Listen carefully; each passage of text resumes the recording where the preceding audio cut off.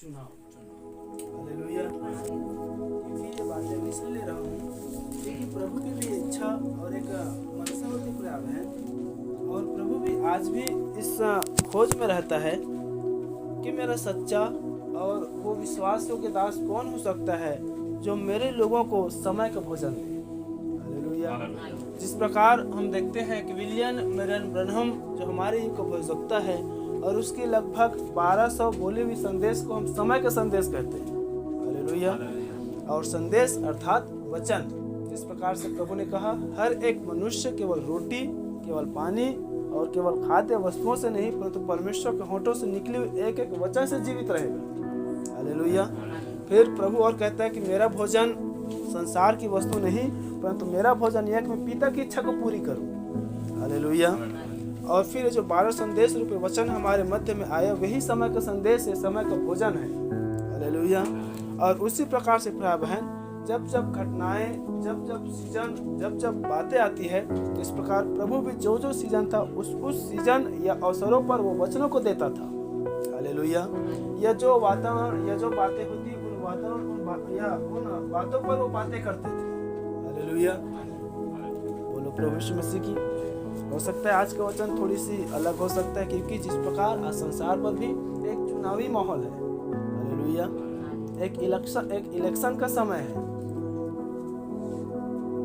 और क्यों ना उस इलेक्शन या चुनावी समय पर हम समय का भोजन खा सकें। हालेलुया। और प्रभु की दया से हम इन बातों को देखें कि वचन में इस इलेक्शन या चुनाव के विषय पर क्या कहता है। हालेलुया। बोलो प्रभु यीशु मसीह की। और इसी इलेक्शन, इसी चुनाव के विषय पर यहोशू भी कहता है कि देखो, यदि तुम्हारे परमेश्वर की सेवा करना ये तुझे गलत लगे, तुझे बुरी लगे, तुझे ठोकर लगे, तुझे कठोर लगे, तो आज तुम चुन लो कि तुम किसकी सेवा करोगे। क्या उन देवताओं की सेवा करोगे जो महानंद, जो नदी के पार उस पार तुम्हारे जो पूर्वज थे, तुम्हारे परदादे थे, तुम्हारे पुरखा थे, वे लोग करते थे, क्या तुम उसकी सेवा करना चाहते हो? या चाहे एमोरी लोग सेवा करते थे अपने देश में रहते हुए, यदि तुम उसकी सेवा करना चाहते हो तुम उसकी भी सेवा कर सकते हो, तुम लोग स्वतंत्र हो, परंतु मैं तो अपने घराने समेत यहोवा परमेश्वर की सेवा करूंगा। हालेलुया। बोलो प्रभु यीशु मसीह की। हर वो काम प्रिय बहन, हर वो चलन, हर वो सिद्धांत, हर वो कार्य जो वर्षों से चली आती है या जो चली आ रही है, उन हर एक कामों को एक मनुष्य को अपने जीवन से छोड़ना होता है। हालेलुया।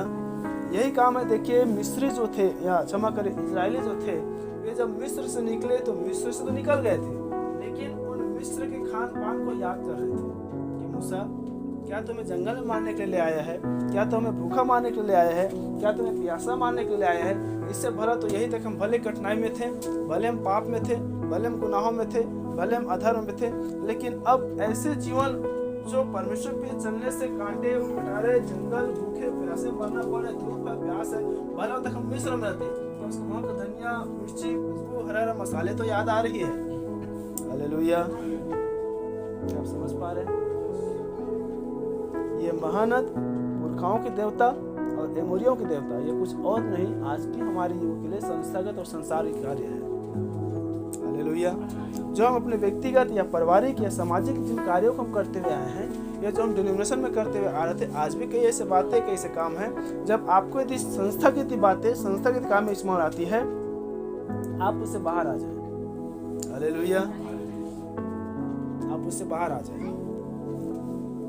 और आज हम हर एक के लिए एक अच्छा यही निर्णय लेने का एक समय रहेगा।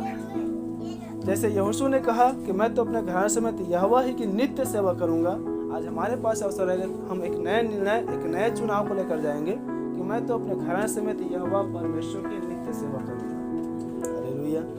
नित्य का मतलब लगातार उसमें बने रहना। ऐसा नहीं कि एक बार सेवा किए, सेवा का मतलब एक बार प्रभु के पीछे चले, दो बार प्रभु पीछे चले, फिर संसार में चले गए, फिर मसीह में आ गए, फिर संसार में जीवन जी रहे, फिर मसीह में आ गए, फिर हम प्रभु को महिमा दे रहे, फिर संसार को महिमा दे रहे। ये नित्य नहीं, इसलिए उसको मैं नित्य सेवा करूंगा, मतलब पूरे नित्य से उसमें से बाहर निकल आना। हालेलुया। क्या ये समय का संदेश वहाँ का यही पुकार नहीं था, हे मेरे लोगों उसमें से तू बाहर निकाला, ताकि तू उनके कामों में दोषी न ठहरे, ताकि उनके कामों का दोष तुम पर न पड़े। हालेलुया, बोलो प्रभु यीशु मसीह की। देखिए प्रिय बहन, मनुष्यों की दृष्टिकोण से या मनुष्य के विचारों से जब मिस्र से इजरायली जब निकले तो लाखों की संख्याओं में थे, हालेलुया। लेकिन परमेश्वर की दृष्टि में केवल 2 ही मनुष्य थे, यहोशू और हालेलुया। तो आज हमें मनुष्यों के दृष्टिकोण पर, आज हमें मनुष्यों की नजरों में, आज हमें मनुष्यों के विचारों पर नहीं, हमें तो परमेश्वर के दृष्टिकोण पर चलना है, ताकि हम सच्चे इजरायली या हम इजरायली तो जान पड़े या हम इजरायली तो देख पड़े, लेकिन प्रभु हमें सच्चा इजरायली ठहरे या प्रभु हमें सच्चा इजरायली जाने। हालेलुया, बोलो प्रभु यीशु मसीह की। एक बात हमेशा कहता हूँ, फिर से बातें मैं रख रहा हूँ, कभी भी प्रिय बहन हम अपने आप को भीड़ में न देखें, भीड़ में न देखें, चाहे वो जाति का हो, चाहे समाज का हो, चाहे लोगों का हो, चाहे किसी और समुदाय का हो। जब हमारे अपने आंखें जब हम बंद करते हैं और जब हम अपने आंखें बंद करते हैं और यदि कहीं हम सोचते हैं कि मेरे पीछे तो मेरी कलीसिया है, मेरे लोग हैं, मेरे झुंड है, मेरे समाज है, मेरे घर है, मेरे परिवार है, बहुत लोग, हम अकेले नहीं हैं, याद रखें तब आपको यीशु मसीह नहीं दिखेगा।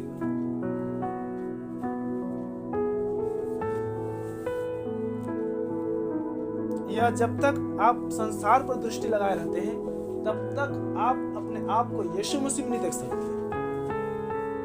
यह अनुभव आप अपने घर में जाना, अपनी आंखें बंद करना, विचार करना कि आज मैं प्रभु पर तो जुड़ रहा हूँ या मैं प्रभु में तो चल रहा हूँ और प्रभु में चल रहा हूँ, साथ ही साथ आज मेरे लोग कितने हैं, हालेलुया। लेकिन जिस दिन जब आप अपनी आंखें बंद करते हैं और जब सारे संसार आपको अंधेरा नजर आता है कि आज मेरे साथ कोई नहीं है, आज मेरा कोई नहीं है, सब मुझे छोड़ दिए हैं, सब मुझे त्याग दिए हैं, सब आज मुझसे अपने से पराये हो चुके हैं, उस दिन यीशु मसीह आपके साथ है। हालेलुया, बोलो प्रभु यीशु मसीह की। क्योंकि देखिए प्रिय बहन, इस यहोशू और कालेब के विषय पर गवाही है। सारे इजरायली अपने झुंड में आ जाते थे, सारे इजरायली अपने घर परिवार में खाने पीने लगते थे, लेकिन यहोशू जो है यहोवा के तंबू से बाहर नहीं निकलते थे। हालेलुया। इसका मतलब क्या है कि जब आप मीटिंग में आते हैं, संगति करते हैं, वचन सुनते हैं और फिर सब संसार में चले जाते हैं, फिर आप अपने काम, व्यवसाय, बातों में, कार्यों में, जीवनों में बिताने या जीने लगते हैं, भला यह कि आप अपने व्यक्तिगत जीवन को यीशु मसीह को उपस्थिति से बाहर न ले जाए। हालेलुया।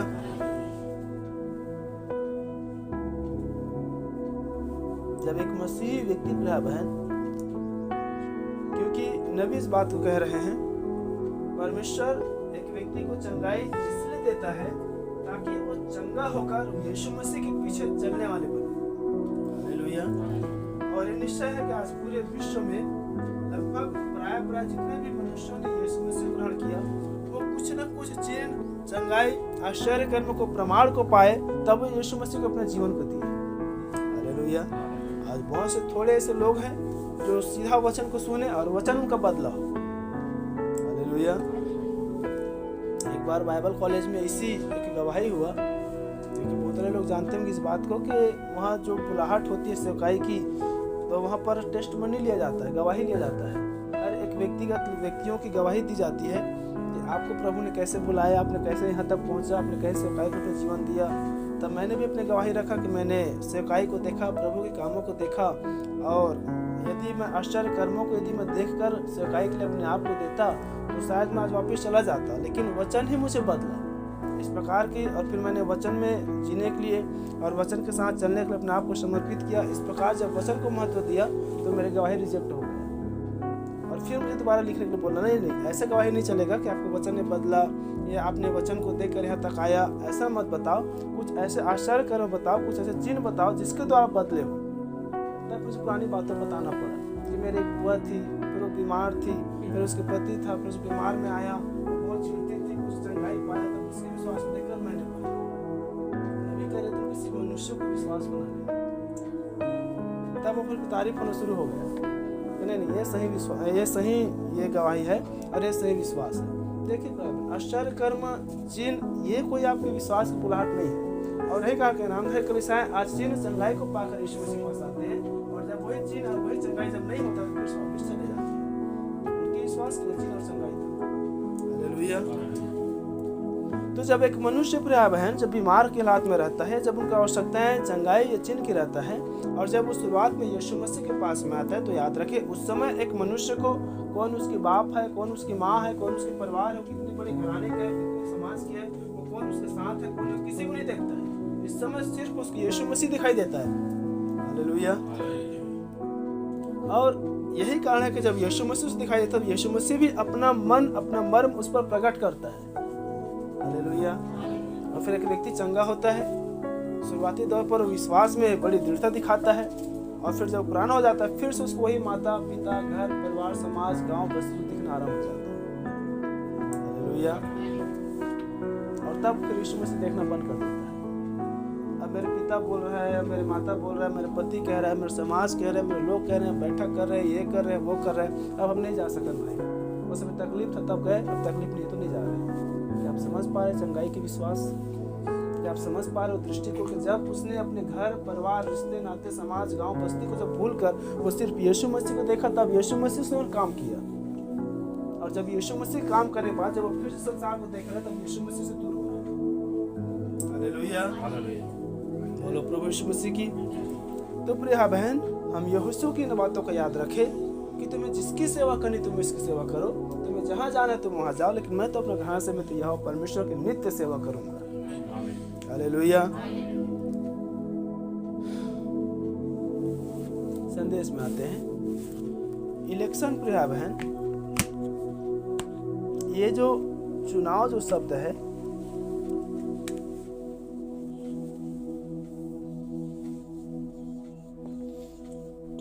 और इस समय भी हमारे समय पर एक चुनावी माहौल है, और यह हर 5 वर्ष में आती है। लेकिन और यही गिनती या यही चुनाव हम बाइबल में भी देखते हैं। और ये जो समय है प्रिय बहन,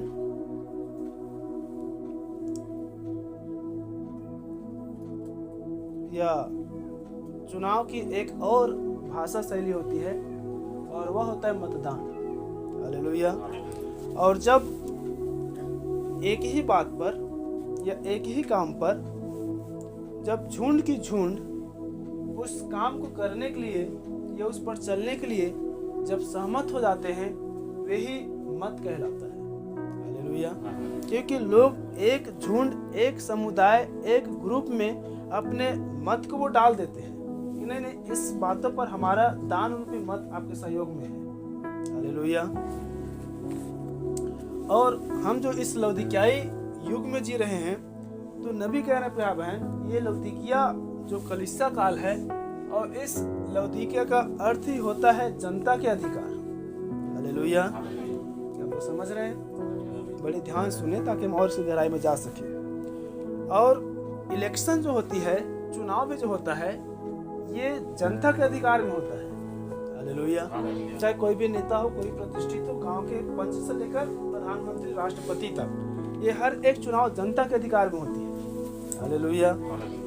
और इसकी और हम एक पहली को देखें तो वोट या मतदान होने से पहले कोई भी नेता या कोई भी जनता जो है, कोई भी नेता या कोई प्रतिष्ठित शासन करने वाले जो व्यक्ति है, वे जनता के अधिकार में होता है। और जैसे चुनाव हो जाता है, जैसे इलेक्शन हो जाता है, पूरी जनता उसके अधिकार में हो जाता है। क्या सही है?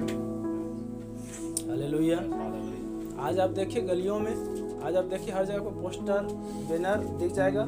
जितने भी इलेक्शन के लोग खड़े हैं, लोग हाथ जोड़े हुए हैं।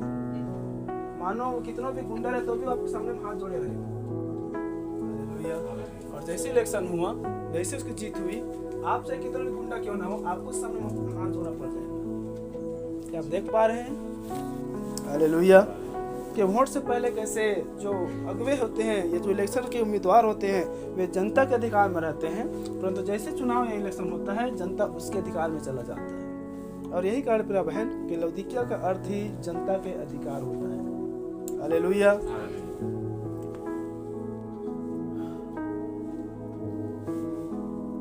और इसके हम शुरुआती दौर पर देखें ताकि हम बाइबल से भी इन बातों को तुलनात्मक करते चले जाएंगे। और देखिए, ये जो जनता के अधिकार है, एक व्यक्ति उस अपने अधिकार के स्तर पर जब तक नहीं आ जाता जब तक उस मनुष्य की आयु 18 या 20 वर्ष की ना हो ले। हालेलुया। क्या ऐसा ही है? उससे पहले व्यक्ति नाबालिग ही रहता है। उसको न तो चुनाव देने के अधिकार रहता है, न चुनाव लेने का अधिकार रहता है, न तो उसको अपने मत देने का अधिकार है, तो उसको मत देने का अधिकार रहता है। वो दोनों नहीं कर सकता। हालेलुया।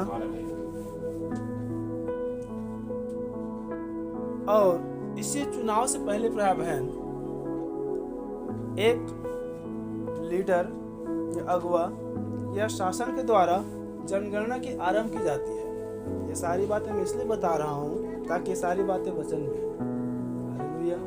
ताकि आप ये बातें न समझे कि ये बातें हमें जनगणना के विषय पर, ये बातें गिनती के विषय पर, ये बातें चुनाव के विषय पर हमारे लिए क्यों होती चली जा रही है।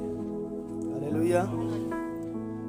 और जब 20 वर्ष की या उससे अधिक आयु जब जनगणना हो जाती है, तब जो उम्मीदवार होते हैं वो अपनी उम्मीद के लिए खड़ा होने से पहले वे सारी बातों का, सारी चीज़ों का वो अवलोकन करता है कि मेरे अधिकार में कितनी संख्याएं हैं, या मेरे अधिकार में कितने लोग हैं, या मैं कितने क्षेत्रों के द्वारा, कितने द्वारा मैं क्या कर सकता हूँ, मैं क्या पा सकता हूँ, मैं कैसे खड़ा होता हूँ, मैं किस क्षेत्र में हूँ तब मैं ज़्यादा अधिक वोट या चुनाव के द्वारा मैं जीत पाऊँगा। इस प्रकार की बातें।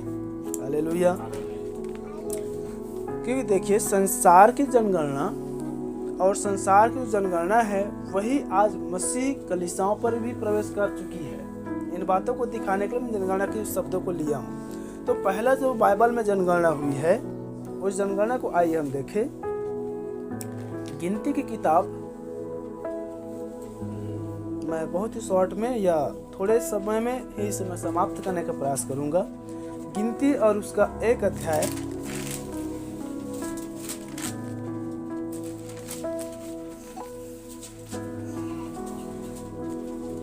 जो पहला जनगणना प्रिय बहन बाइबल में शुरुआत हुई वो मूसा के द्वारा हुई।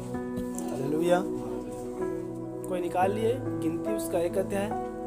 क्या आप लोग इसका हेडिंग में दिखाई दे रहा है, इजराइलियों की प्रथम जनगणना। हालेलुया।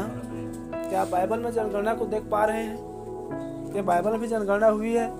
ये केवल हमारे समयों पर ही 10 साल में या 12 साल में, या जिस प्रकार से हर एक के पास आज राशन कार्ड बनी हुई है, तो आपकी जनगणना किसमें 2002 की जनगणना है, 2011 की जनगणना है? क्या आप लोग अपने राशन कार्ड को अवलोकन कर पाते हैं? हालेलुया। और देखिए, सरकार भी जो 2002 में जनगणना हुई है, 2011 में जनगणना हुई है, उसी को ही अपनी लिस्ट में जानता है।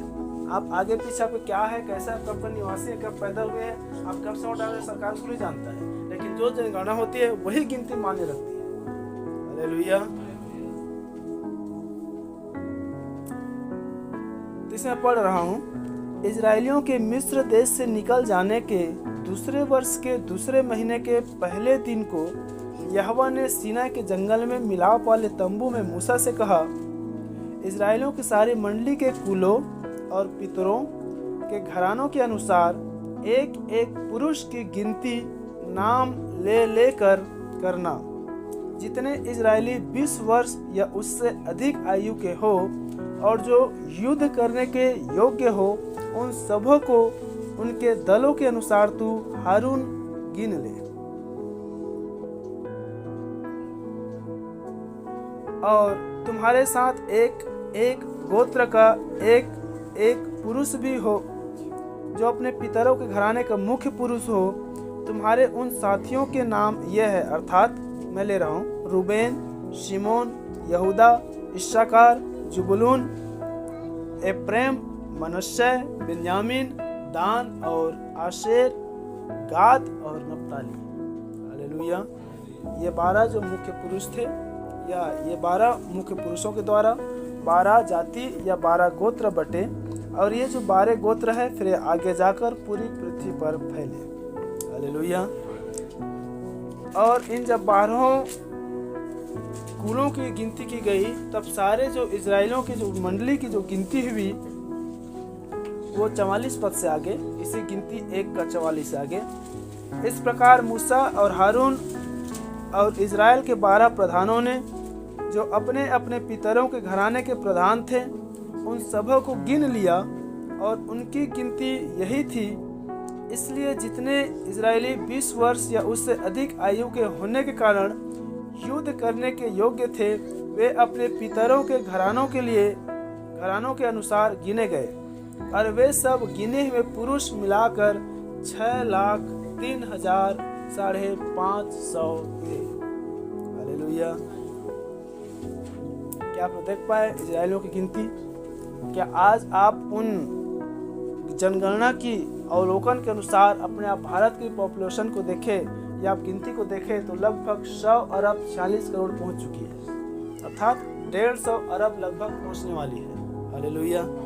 ये गवर्नमेंट या गूगल ये आज कैसे गिन पाते हैं? जनगणना के द्वारा। हालेलुया। बाकी तो प्रति समय, प्रति मिनट, प्रति सेकंड, प्रति घड़ी मनुष्य मर रहे हैं, आ रहे हैं, जा रहे, लेकिन जो जनगणना होती है उसी पर मुख्य रीति से लोगों की आयु या संख्या गिनी जाती है। हालेलुया। और ये गिनती आयु के अनुसार हो रही है। बाइबल क्या बता रहा है? जब 20 वर्ष से या उससे अधिक की हो।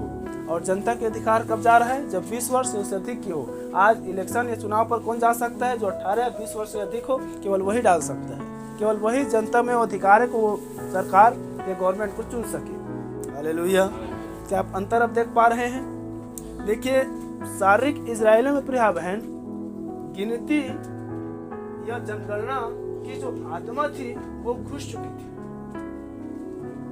आगे और देखेंगे। दूसरा जो जनगणना है वो दूसरा सामुएल उसका 24 अध्याय।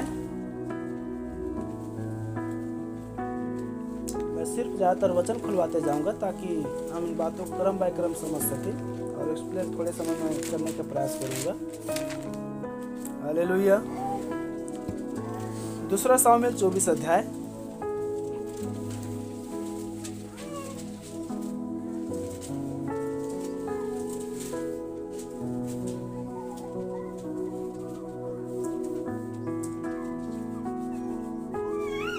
क्या आप निकाल लिए?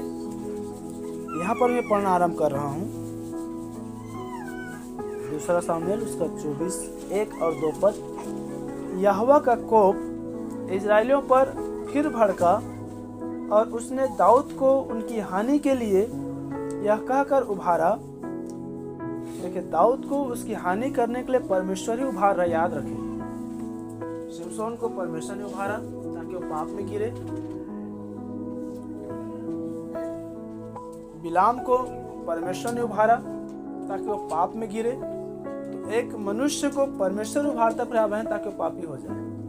वो कितनों भी संत दिखाई दे, कितनों भी धर्मी दिखाई दे, क्या हम नहीं देखते? क्योंकि परमेश्वर मन के विचारों को जानता है। हालेलुया। जब बलाक के द्वारा बिलाम की बुलाहट आया, एक बार आया नहीं गया, 2 बार आया नहीं गया, लेकिन उन बातों को परमेश्वर पास रखता था। प्रभु मैं क्या करूं? क्योंकि बलाक मुझे बार बार बुलावा दे रहा है, वो धन संपत्ति का लालच दे रहा है, मैं क्या करूं? परमेश्वर उसके मन को जान गए, बोलते तो जा। क्या हम लोग बीते दिनों में इस घटना को देखे थे कि कैसे बलाक ने ऑफर किया कि देख मैं तुम्हारे घर को सोना चांदी से भर दूंगा, तो जो चाहे मांगे तुम्हें कर दूंगा, बस तुम मेरे पास तो आ। वो शुरू तो खरा ही दिखा, नहीं मैं एक मसीह हूँ, नहीं मैं भविष्यवक्ता हूँ, नहीं मैं नहीं जा सकता, जो परमेश्वर कहेगा मैं वही कहूँगा। लेकिन उसका मन क्या किधर खिंचा रहा था? उस सोना चांदी उस घर के लोग के द्वारा। तो परमेश्वर मन के विचारों को जान गया, तब कहा तू जाना चाहता तो जा सकता है। और तो परमेश्वर अपने पवित्र स्वर्गदूतों के द्वारा उसकी रास्ता रोकने का भी प्रयास किया, और बिलाम उस लोभ में अंधा हो चुका था और वो नहीं देख पा रहा था। हालेलुया। तब वो जो गधी उसके साथ साथ आगे जिस पर बैठ जाए तो वो उसको देख लिया, और जब वो अपने पांव पीछे हटाया तब वही बिलाम जिस गधी पर बैठा था उसे मारने लगा। तब देखिए परमेश्वर इतना आश्चर्य कर्म कर सकता है कि उसके गधी के द्वारा भी उसको मुंह खोल दिया और कहे, ए बिलाम देख मैं बचपन से तुम्हारे संग हूँ, क्या आज तक मैं तेरे कुछ भी कामों को मना किया है? क्या मैंने कभी अपने कदमों को पीछे हटाया है? तो देख मुझे परमेश्वर का दूत नंगे तलवार लिए हुए देख पड़ता है, यदि मैं आगे गया तो तुझे परमेश्वर का दूत ही नाश कर देगा। हालेलुया। वो नहीं सुना प्रयास है। आगे हम देखते हैं फिर बिलाम प्रलोभन में आकर पाप में गिर गया। इसी प्रकार से यहाँ पर देख परमेश्वर ही स्वयं दाऊद को उभार रहा है। इजरायली पर फिर भड़का परमेश्वर क्रोध, और उसने दाऊद को उनकी हानि करने के लिए कहकर उभारा, इजराइल और यहूदा की गिनती ले। इसलिए राजा ने योआब सेनापति से जो उसके पास था कहा, तू दान से बेरशेबा तक रहने वाले सब इजरायली गोत्रों में इधर उधर घूमकर और तुम लोग प्रजा की गिनती लो, ताकि मैं जान लूं कि प्रजा की गिनती कितनी है। आगे और हम देखते हैं।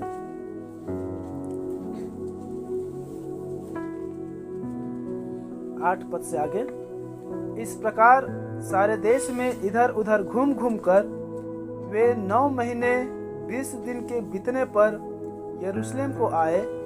तब योआब ने प्रजा की गिनती का जोड़ राजा को सुनाया, और तलवार चलाने वाले योद्धा और इजराइल के तो 8 लाख, यहूदा 5 लाख निकले। और प्रजा की गणना के बाद दाऊद का मन व्याकुल हुआ, अतः दाऊद ने यहोवा से कहा, यह काम जो मैंने किया वह महापाप है। देखिए, उसने गिनती किया। गिनती करने के बाद उसको एहसास हुआ कि जो मैंने जनगणना करवाया है, जो मैंने परमेश्वर के लोगों की गिनती की है, यह मैं जानता हूँ कि महापाप है। अब तो हे यहोवा, अपने दास का अधर्म दूर कर। आज नामधारी कलीसिया प्रिय बहन, अब इन बातों को फिर से कलीसिया ला कि इजरायली परमेश्वर की अपनी कलीसिया है। हालेलुया। आज आप और हम भी परमेश्वर की अपनी कलीसिया है। ये बातें समय के संदेश या समय के संदेश के पास्टर या कलीसिया की गिनती क्यों नहीं होती है, मैं उसके अर्थ को बताने जा रहा हूँ। हालेलुया। आज देखिए, यहाँ पर तलवार चलाने वालों की संख्या, 18 या 20 वर्ष की आयु वालों की संख्या, कितने पुरुष हैं, कितना स्त्री है, कितने जवान हैं, कितने बुजुर्ग हैं, कितने बच्चे हैं, कितनी बालक है, कितनी बालिका है, कितने विवाहिता है, कितना अविवाहिता है, कितनों को बपतिस्मा है, कितनों को नहीं, सारी ब्यौरा आज संस्थागत पास्टरों के पास में एक फाइल में रहता है। कितने लोग जानते हैं? आप सबको जानना चाहिए। हालेलुया। कितनों को बपतिस्मा हुआ है, कितनों को नहीं हुआ है, कितनों ने किस वर्ष में बपतिस्मा लिया, कितनों ने नहीं लिया है, उसका बपतिस्मा सर्टिफिकेट, सारी गिनती, सारी जानकारी एक पास्टर के पास रहता है। नामधारियों की बातें कर रहा हूँ। हालेलुया। यही कारण है कि देखो, उनको मालूम रहता है कि उनके बपतिस्मा डेट कब हुआ है, वो किस वर्ष में आए हैं, वो कितने लोग हैं, उस घर में कितने लोग हैं, वो फाइल खोलेंगे तुरंत जान जाएंगे। इसलिए नबी ने विषय लिए हैं और यह नहीं जानते, वे जानते नहीं प्रायः को क्या कर रहे हैं। लेकिन दाऊद के पास प्रकाश जैसे उन्होंने गिना, उनको यह बात मालूम चल गया कि मैंने जो कार्य किया है महापाप है परमेश्वर की दृष्टि में। और उनको ये बात मालूम होता है कि हमारी चर्च में, हमारी कलीसिया में 300 है कि 400 है कि 500 है कि जितने बच्चे हैं कि 50 बच्चे हैं कि 10 बुजुर्ग है कि 5 विधवाएं महिलाएं, हर एक चीज़ उनके पास गिनती है। याद रखें, कलीसिया का गिनती करना पाप है। आप लोग सुन पा रहे हैं?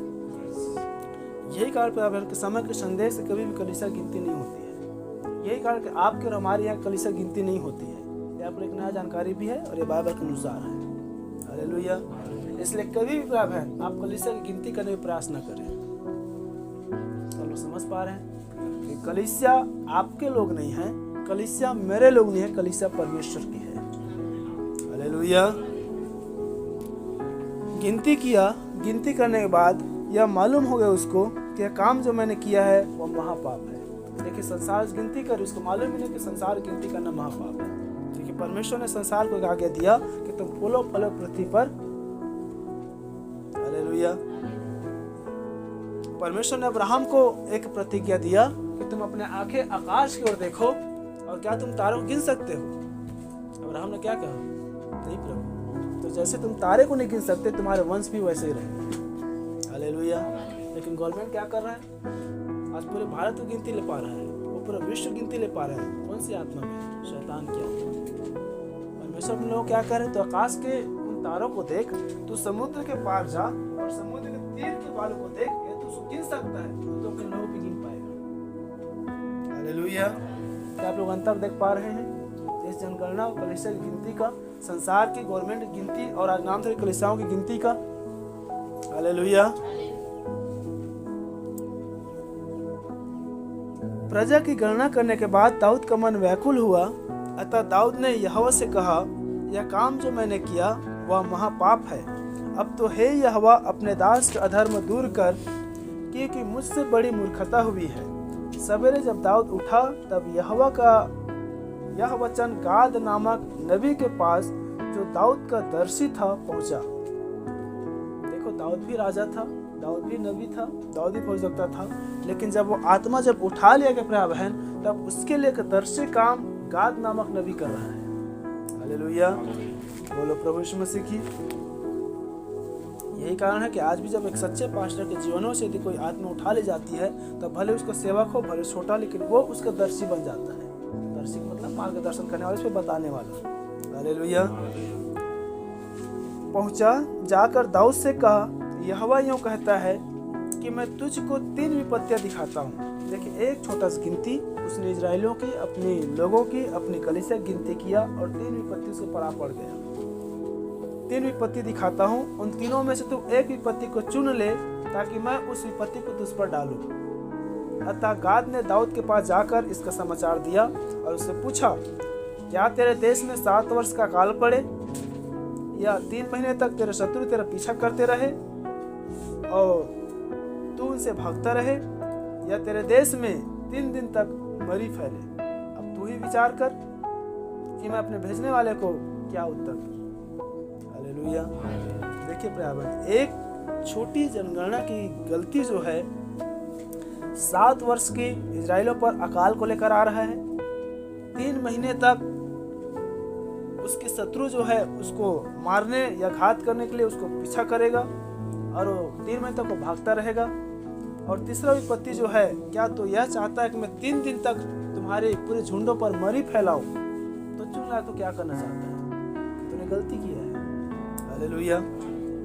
एक कलीसिया की गिनती की परिणाम यही कारण है आज समय के संदेश के विश्वासी बड़ी या और हिम्मत साथ कह सकता है कि नामधारी कलीसिया मरी हुई है। चलो समझ पा रहे हैं, हर एक समय के संदेश में बोली हुई कोटेशन वचन से मिलती है, पर वो समय समय पर उभरता है। हालेलुया।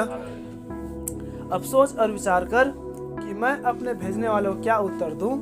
दाऊद ने गाद से कहा, मैं बड़े संकट में हूं, हम यहोवा के हाथ में पड़े हैं, क्योंकि उसकी दया बड़ी है, परंतु मनुष्यों के हाथ में मैं न पड़ूंगा। हालेलुया। तब प्रिय बहन वो पश्चाताप किया, मन फिराया और कहा, यदि मैं मनुष्यों के हाथ में पड़ूंगा, यदि मनुष्य में 3 दिन तक बुलाते रहेंगे, दिन मारते रहेंगे, दिन भगाते रहेंगे, तो मर ही जाएंगे। भला यह कि मैं जानता हूँ कि परमेश्वर अनुग्रहकारी और दयालु प्रभु है, मैं परमेश्वर के हाथ में पड़ूं। हालेलुया। बोलो प्रभु यीशु मसीह की। जीवन और बचाव प्रिय बहन परमेश्वर के हाथों में पड़ना है। तीसरी गिनती और हम देखते हैं, जब यीशु मसीह की जब जन्म हो रहा था, उस समय अगस्तुस कैसर के दिनों पर एक और गिनती निकली, एक और आज्ञा निकली, नाम लिखाई की। हालेलुया। क्या आप लोग उसे वचन में पाते हैं? आइए हम और इसे पढ़ें। लूका रचित सुसमाचार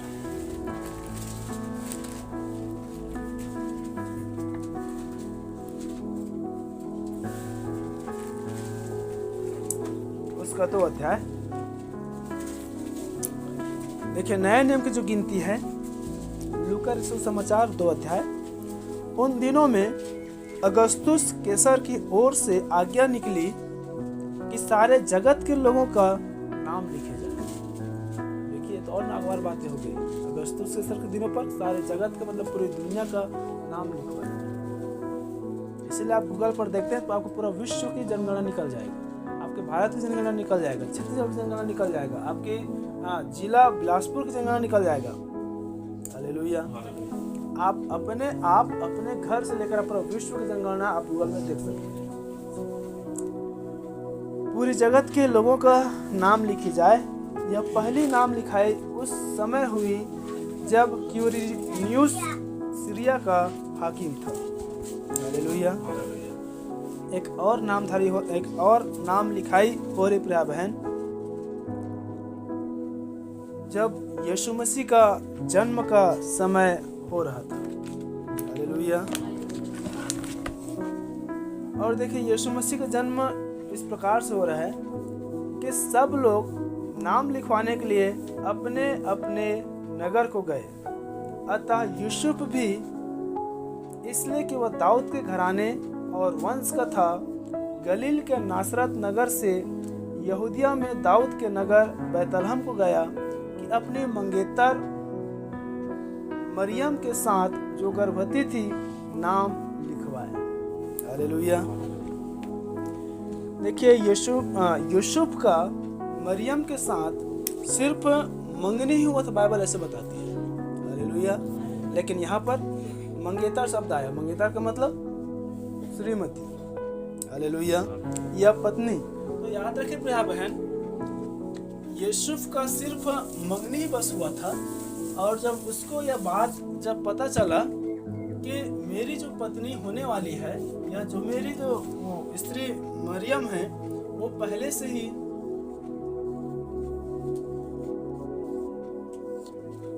ही गर्भवती है, तो याद रखें आज मैं इस मंगनी के आपको अर्थ भी बताने में जा रहा हूँ। हालेलुया। ताकि हम जितनों की यीशु मसीह से मंगनी हो चुकी है, और संदेश के अनुसार जितनों ने हम श्रीमती यीशु मसीह कहला रहे हैं, वैसे में यीशु मसीह अपने दूल्हा के आने तक उसके प्रति विश्वास हो गया और सच्चा बने रहना है। हालेलुया। तो माँ का मतलब होता है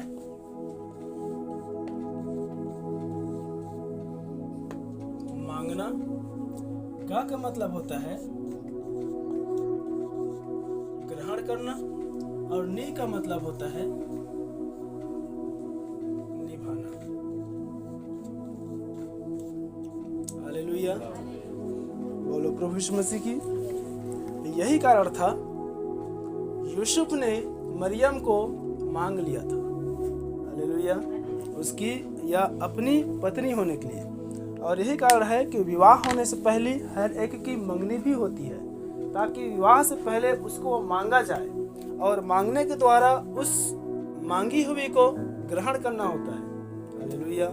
चाहे उसके जीवन में कोई भी दोष हो, चाहे वो निर्दोष हो, उसको ग्रहण करना होता है। इसलिए नबी ने कहा है कि हर वो पाप, हर वो गुनाह, हर वो अधर्म एक अविवाहित पुरुष या स्त्री के साथ होता है। विवाह के बाद सारी बातें क्षमा की जाती है या ढंप जाती है। हालेलुया। अब देखो, उसने मांगा था, मरियम ग्रहण भी कर लिया था। अब ग्रहण करने के बाद एक समस्या आगे को गर्भवती था, लेकिन मांगा है, ग्रहण किया है, मंगनी हुआ है, निभाना तो पड़ेगा ही। हालेलुया। चलो समझ पा रहे हैं। इसलिए उसने अपने पत्नी या मंगेतर जानकर उसको मंगनी करके उसने निभाया और उसने पत्नी मान लिया। हालेलुया।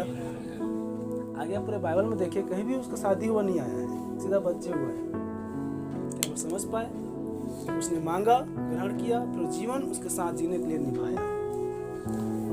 इसलिए प्रिय बहन, ये नीच कलीसिया के लिए भी एक बातें हैं। कभी भी आप अपने पत्नी अपने पति को न कोसे कि तो पहले ऐसे होता है, तुम्हें छोड़ देता, पहले ये जानता है तुम ऐसा नहीं करता, ये ऐसा है तुम ऐसा नहीं करता। जो भी बातें हैं आपको निभाना होता है। आपको अपने पत्नी को, अपने पति को ग्रहण करना होता है। हालेलुया। देखिए, मलाकी किताब 3 अध्याय बताता है कि हर एक के लिए एक ही आत्मा बनाया गया है। हालेलुया। देखिए, पति और पत्नी एक अंग, एक देह, एक तन होते हैं। हालेलुया। ठीक है, हम अपने मुख्य विषय पर आते हैं।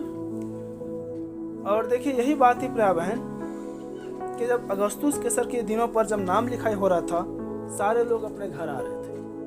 कि आज के भी दिनों पर जब वोट का जब चुनाव आता है, जब इलेक्शन का जब समय आता है, तो उसको ये दूर दराज पर क्यों न रहे, कोई अपने काम व्यवसाय के लिए बाहर क्यों न रहे, क्या सारे लोग अपने निज स्थान, निज घरों पर नहीं आते हैं? हालेलुया। और ऐसे समयों पर, ऐसे माहौल पर यीशु मसीह का पैदा होने का समय आ रहा है। सारे लोग घर आ रहे हैं, अपने अपने घरों पर हैं, और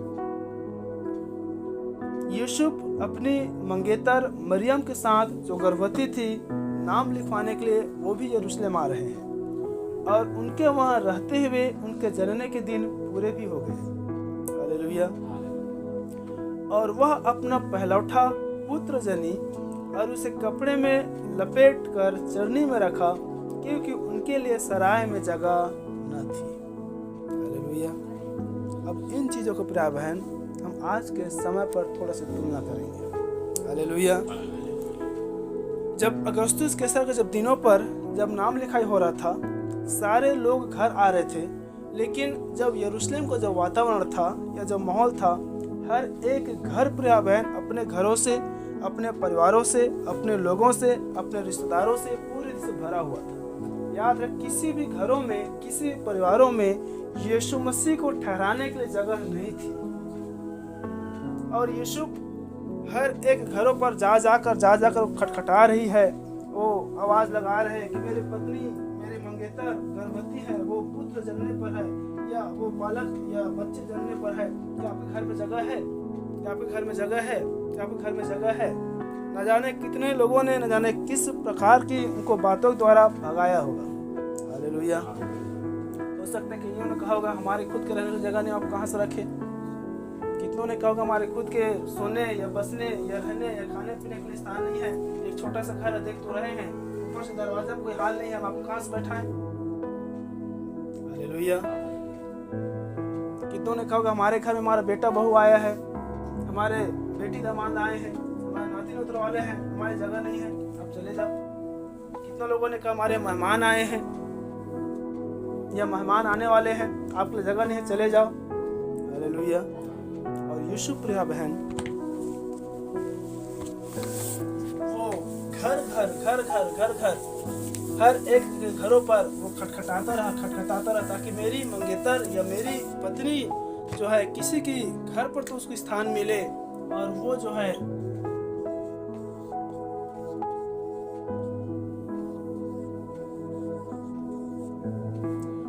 है अपने पुत्र या अपने बालक को जन्म दे सके। हालेलुया। और यही कारण है कि सारे लोग जब चुनावी माहौल में था तो अपने घरों के साथ, अपने परिवारों के साथ, अपने रिश्तेदारों के साथ वो खाने पीने में और अन्य प्रकार की बातों में मगन थे। और यीशु मसीह को अपने घरों में जन्म लेने या देने के उनके पास स्थान नहीं था। हालेलुया।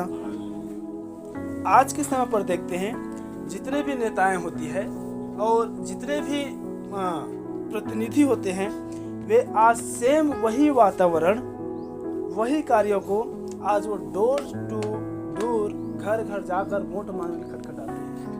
क्या समझ पा रहे हैं? क्या ऐसे ही है?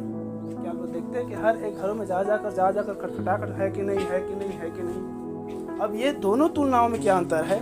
जैसे उन दिनों पर लोग जो है अपने घरों पर यीशु मसीह को पैदा में जगह नहीं दे पा रहे, अपने घरों पर, परिवारों पर, लोगों में वो खाने पीने में मगन थे। आज भी अब ये डोर टू डोर खटखटवा कर जा जाकर राजनेताएं जो है वो लोगों को पकड़ रहे हैं और उनको हर वो प्रकार की प्रलोभन की चीज, प्रलोभन की बातें, प्रलोभन के काम, प्रलोभन के खान पान वो दे रहे हैं। मैं अपनी निजी इस कलीसिया के लिए बातें कर रहा हूँ, आप लोग सावधान हो जाइए। यदि कोई भी राजनेता आपको घूस देता है, यदि कोई खाद्य वस्तु यदि देता है, तो संस्थाएं क्या करती है? आगे हम सारी बातों को वचनों में देखेंगे। वे डायरेक्ट पैसा नहीं लेते हैं। हमारे कलीसिया में इतने होठ है, आप हमारे लिए क्या कर सकते हैं? आप हमें दरी दे दीजिए, आप हमें कुर्सी दे दीजिए, आप हमें टब दे दीजिए, आज हमें टेंट के आइटम दे दीजिए। वो देखो वस्तुओं को ले रहे हैं और यीशु मसीह को अपने कलीसिया या अपने घर से भगा रहे हैं। यीशु मसीह को पैदा होने के लिए, यीशु मसीह को जन्म लेने के लिए उनकी कलीसिया में जगह नहीं है, या एक मसीह परिवार में जगह नहीं है, या एक व्यक्तियों में जगह नहीं है, परंतु मुर्गी, अन्य प्रकार की वस्तु, अन्य प्रकार की चीज खाने और पीने के पास जगह है। चलो समझ पा रहे हैं? बीते दिन में भाई से बात हो रहा था, वो बता रहे थे कैसे हमारे चिकन बन रहा है, इधर मीटिंग चल रहा है, इधर चिकन बन रहा है। पूरा चिकन किस बात का है? वो जो चुनाव में लड़ रहे वो लोग ला कर दिए हैं। क्या हालात हो गए देखिए आज कलीसिया का। यीशु मसीह को पैदा लेने के लिए उनके पास घर में जगह नहीं है और चिकन भात खाने के लिए कलीसिया में जगह है।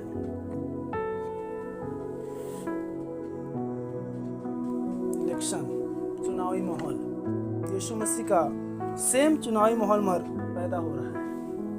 हालेलुया।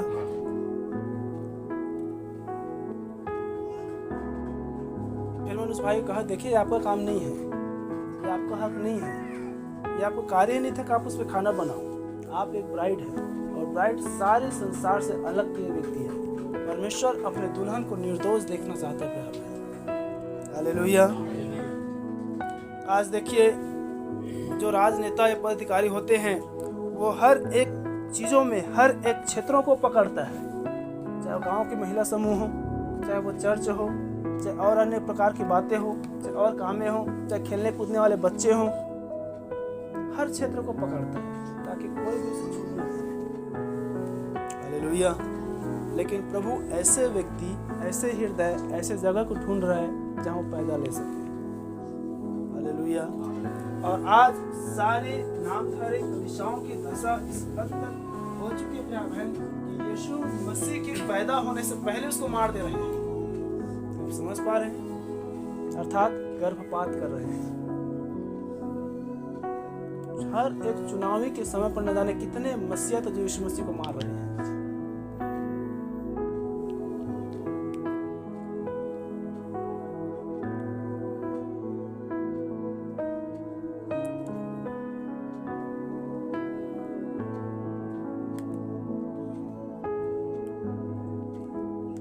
एक वचन निकाले, निर्गमन उसका 23 अध्याय और उसके 8 पद।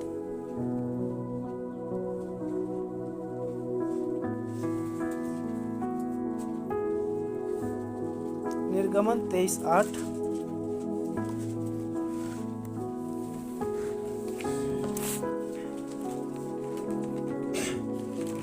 घूस लाने घूस देखने वालों को भी अंधा कर देता और धर्मियों की बातें कर देता।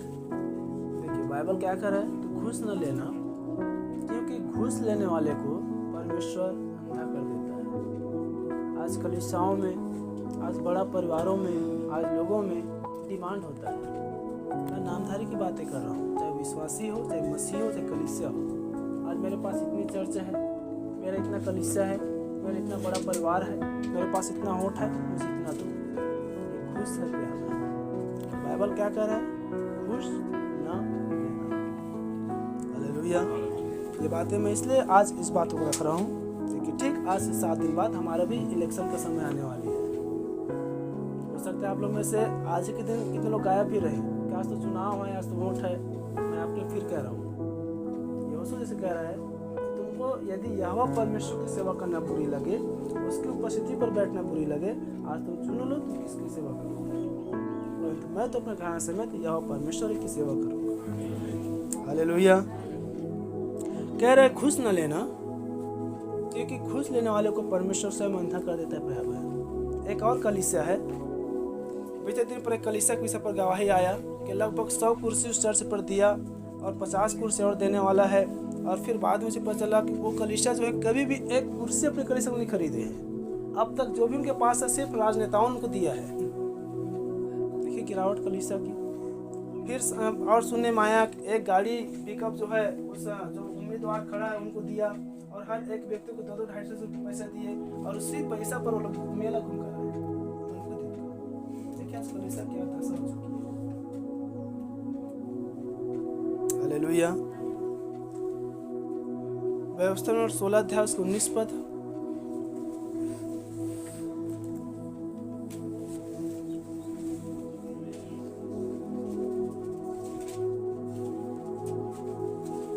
न बिगाड़ना, न तो पक्षपात करना और न तो घूस लेना, क्योंकि घूस बुद्धिमान की आंखें अंधी कर देती है। क्या आप लोग देख पा रहे हैं शुरू से? तुम न्याय न बिगाड़ना। घूस लेना प्राय बहन न्याय को बिगाड़ना है। याद रखे, जब एक मनुष्य घूस लेता है तब वो जिसके द्वारा लिया है वो उसके अधीन हो जाता है। और कितने बार तो ऐसा होता है, आज लोगों की मेंटलिटी बन चुकी है, हम सबसे खाएंगे, हम सबसे लेंगे और जिसको हमारा मन हम उसको देंगे। दोगलेपन। क्या सही है? तो न्याय न बिगाड़ना। हाँ, क्योंकि देखो जो दिया है वो भी उतने उम्मीद के पास आपके पास आ रहा है कि भाई या बहन ये मुझे वोट देगा, और जो नहीं दिया है वो भी उतने विश्वास और योग्यता के साथ आपके पास आएगा कि ये भाई या बहन मुझे ही वोट देगा। क्या आप न्याय बिगाड़ रहे हैं लेकर? क्या आप एक जो नहीं दिया आपको, आप उसे धोखा दे रहे हैं? तो न्याय न बिगाड़ना, ना तो पक्षपात करना और ना तो पक्षपात करना। जो ज़्यादा देगा, एक मिनट, जो ज़्यादा देगा हम उसको वोट देंगे। और फिर जब पिकअप में घूमे हैं, जब 100 चेयर लाया है और जो पैसा कौड़ी दिए हैं उसके विषय पर सुनने में आया कि ये हमारे ज़्यादा करे से हम उसको वोट देंगे। क्या पक्षपात हो रहा है? हालेलुया। न तो पक्षपात करना, और न तो घूस लेना, न तो घूस लेना। आगे क्योंकि घूस बुद्धिमान की आंखें बंद कर देती है। बाइबल कहे कि घूस जो है, आप कितना भी समझदार हो, आप कितना भी बुद्धिमान हो, आप कितना भी खरा व्यक्ति हो, आपकी आंखें बंद ही कर देती। देखिए लौदीकियाई कलीसिया काल अंधा युग है। नामधारी कलीसियाएं आज घूस ले रहे हैं, इसलिए वो अंधे हो चुके हैं। हालेलुया। इसलिए नबी कह रहे हैं आंखों में देखने के लिए सुरमा ले ले। इसलिए इन सारी बातों को आज समय के संदेश देख पा रहे हैं। क्योंकि घूस लेने वालों को परमेश्वर अंधा कर देता है। आगे और धर्मियों की बातें पलट देती है। और देखो धर्मियों की बातों को पलट देती है घूस जो है। जब एक मनुष्य जब बिक जाता है, एक मनुष्य जब घूस ले लेता है, तो कितनों भी दोगला व्यक्ति क्यों न राजनीति में खड़ा हो, वो धर्मी व्यक्ति की बातों को दबा देता है। और आज देखिए लोगों के विचार भी यही हो चुका है कि जो थोड़ा सा दमदार रहते हैं वो कुछ करते हैं, सीधा व्यक्ति कुछ नहीं कर पाते हैं। सीधा व्यक्ति धर्मी है। बाइबल क्या कर रहा है? धर्मी की बातों को चलो देख पा रहे हैं, वचन को चलो देख पा रहे हैं, राजनीति को। और आज यही राजनीति, यही इलेक्शन आज कलीसिया में आ चुकी है। हालेलुया। नीति वचन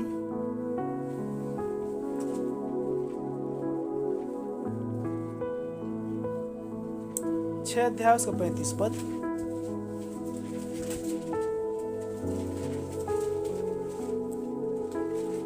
घूस पर दृष्टि न करेगा। और देखो बाइबल कह रहा है घूस पर परमेश्वर दृष्टि नहीं करता है। हाँ? और चाहे तो उसको बहुत कुछ दे, तो भी वह न माने। हालेलुया। जैसे परमेश्वर प्रिय बहन, प्रभु कहता है कि वो होम बलि मेल बलि से प्रसन्न नहीं होता है, परंतु केवल दया रूपी बलिदान से प्रसन्न होता है। वैसे उसको चाहने वाले हैं वो घूस से प्रसन्न नहीं होगा। हालेलुया। देखिए मतदान आपके स्वयं के विचार का दान है, चाहे वो कोई आपको दे या नहीं दे। और सावधान हो जाइए यदि कहीं आपके विचारों में कोई ऐसा आता है कि कोई मेरे पास आता, कोई मुझे भी ऑफर करता है, कोई मुझे भी देता, आप सावधान हो जाए। आप घूस का भी आशा न करें। फिर से पढ़े 35 पद। वह घूस पर दृष्टि न करेगा। वो घूस पर दृष्टि न करेगा। और चाहे तो उसको बहुत कुछ दे, तो भी वह न माने। देखिए चाहे तुझे बहुत कुछ दे तो भी वो न मानेगा। एक सच्चे और एक खरा व्यक्ति की पहचान है प्रिय बहन। हालेलुया। और यही कारण है कि जब ये राजनीतिक जब कलीसिया में आए प्रिय बहन, जिसे फिर से कह रहा हूँ, लौदीकियाई कलीसिया काल का अर्थ ही होता है जनता के अधिकार। चुनावी जो वातावरण होती है वो जनता के अधिकार में होती है। वो चुनाव जो है या इलेक्शन जो है या जनता की अधिकार है। हालेलुया। और इसी जनता के अधिकार के विषय पर नबी एक प्रोफेसी करता है और उसने एक दर्शन भी देखा था। दर्शन जो है 1933 में देखा था। और वो कह रहे हैं, बड़ी ध्यान सुने, पेरगमुन कलीसिया काल के युग में, कि वो जो स्त्री है वो कैथोलिक स्त्री है। अब आप कहते हैं यह भयानक है, अब बस 1 मिनट रुकना। प्रोटेस्टेंट हुए, तब वह मुझे आत्मा में जंगल में ले गया और मैंने किरमिजी रंग के पशु पर एक स्त्री को बैठे हुए देखा। अब शब्द किरमिजी से क्या पता चलता है? तो दर्शन देखा एक स्त्री के विषय पर, और वो जो स्त्री है वो राजनीति में आएगा। और जब वो राजनीति में आएगा तो किरमिजी अर्थात बैंगनी रंग का वो कपड़ा या वस्त्र पहनकर राजनीति में आएगा, ऐसा वो कह रहा है।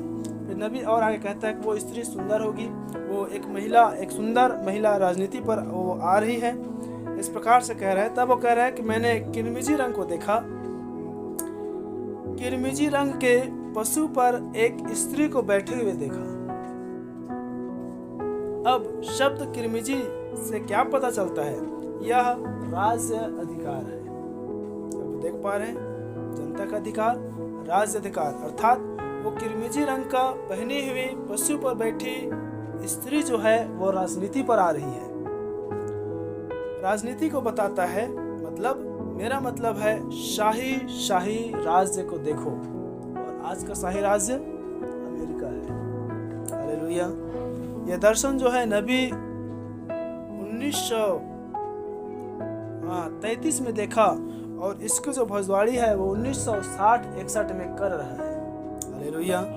और इस दर्शन का जो प्रिय बहन वो प्रमाणीकरण है, वो आपको 2024 में अमेरिका, संयुक्त राष्ट्र अमेरिका में कमला हैरिस के द्वारा मिल जाएगा। हालेलुया। ये उसकी शपथ ग्रहण करते समय का उसका फोटो या इमेज को लिया गया है, और कैसे एक सुंदर स्त्री महिला ने किरमिजी रंग, जैसे नबी ने कहा था, स्वयं उसी वस्त्र को पहनकर वो शपथ धारण कर रही है। हालेलुया। और इससे पहले आप देखिए जाकर इतिहास में कोई उपराष्ट्रपति या राष्ट्रपति या महिला राष्ट्रपति कभी भी इतिहास में नहीं हुए। ये पहला उप महिला राष्ट्रपति जो अमेरिका में स्थापित हुए।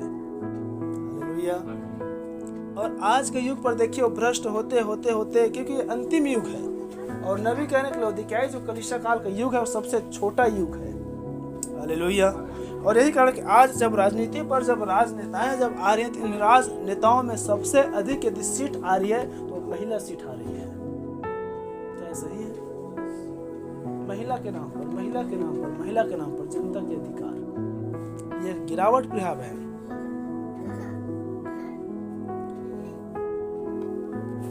क्योंकि शासक करना पुरुष काम था, लेकिन जब कलीसियाओं में, क्योंकि ये जो स्त्री कमला हैरिस है, याद रखें ये कैथोलिक स्त्री है, और नबी कह रहे हैं कैथोलिक चर्च का चलाने वाला पोप होता है, और पोप के हाथ में चर्च भी होता है और गवर्नमेंट भी होता है, अर्थात वो शासन भी चलाता है, वो राज्य को भी चलाता है, वो देश को भी चलाता है, और वो चर्च को भी चलाता है। हालेलुया। देखिए राजनीति कैसा संसार पर और चर्च पर दोनों साथ साथ आगे बढ़ रहा है, और आज नामधारी कलीसियाएं पूरी रीति से चर्च और संसार के राज्य को पूरी रीति से मिक्स कर दे पाया है। यही कारण कि देख समय संदेश पर एक क्रम है कि पुलपिट सेवकाई सिर्फ पास्टर ही किया जाए, सिर्फ जो समय के संदेश के जो पास्टर हैं केवल वही इस सेवकाई को दिया जाए, लेकिन संस्थाओं में कोई भी आकर पुलपिट सेवकाई कर रहे हैं। गांव के सरपंच को बुला लिए, पार्षद को बुला लिए, विधायक को बुला लिए, मंत्री को बुला लिए, क्या है? एक अभी झारखंड में एक मीटिंग हुआ विजेंद्र सिंह का, उसमें आप देखेंगे कि सीएम जो आकर पहले भाषण दे रहा है, वो एक पत्र से ठहरा दिया गया है, उस पत्र को वो बोल रहा है, क्या है? हालेलुया। पहले राजनीतिक, उसके बाद फिर धार्मिक, फिर पास्टर आता है, फिर पुलपिट संभालता है। पुलपिट सेवकाई प्रारंभ है, एक याजकी सेवकाई होता है, वो एक पास्टर सेवकाई होता है, राजनीति से प्रवेश नहीं कर सकता। हालेलुया। क्या लोग समझ पा रहे हैं? तो देखिए कमला हैरिसन के दिनों पर जो नबी ने कहा था लगभग 60-70-100 साल के बाद वो पूरा हो गई। इसलिए भला यह है कि जो लोग आपको संदेश में गलत ठहराते हैं, या जो भाई विलियम मैरियन ब्रनहम के विषय पर जो गलत जो बातें आप कहते हैं, आपको नबी का जो मैंने 7 दर्शन के विषय पर भीतर में संदेश दिया था, आपको दिखाना चाहिए, बताना चाहिए। तो देखो एक उपराष्ट्रपति जो किरमिजी रंग का पहनकर शपथ धारण कर रही है, उनको आप देखो,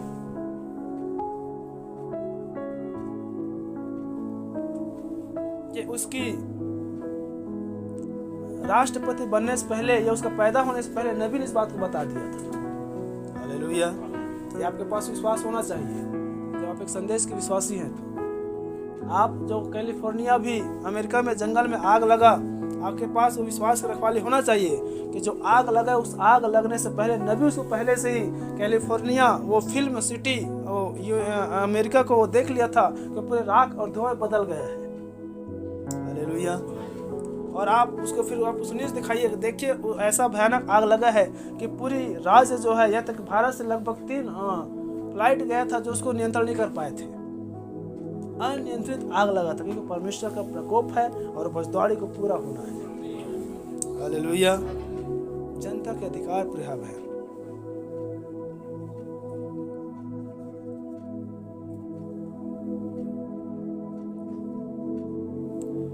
और देखिए आज राजनीतिक नेताएं घूस के द्वारा, प्रलोभन के द्वारा वो चर्च में घुस आते हैं। और देखिए कितने ऐसे चर्चेस हैं, कितने ऐसे पास्टर्स हैं जो बड़ी धार्मिक और ईमानदार दिखाकर या बनकर वो चुनावी व्यक्तियों के लिए प्रार्थना करते हैं। एक सच्चा प्रार्थना वही होता है जो परमेश्वर की मर्जी पर उसको निर्भर करे। हालेलुया।